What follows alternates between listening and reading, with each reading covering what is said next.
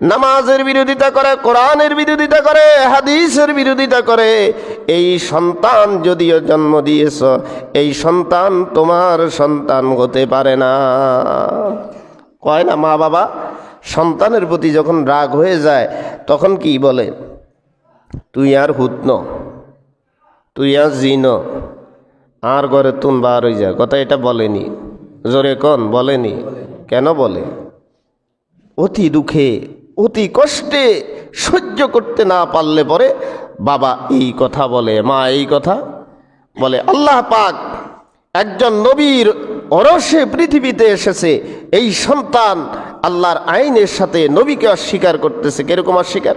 হাদিস শরীফের ভিতরে আসছে, নূহ আলাইহিস সালাম যেই সন্তানের জন্য আল্লাহর কাছে দরখাস্ত করতেছেন, হযরত নূহ আলাইহিস সালাম যখন দ্বীনের দাওয়াত দিয়ে মানুষদেরকে বুঝিয়ে রাত্রির বেলা যখন আসতেন,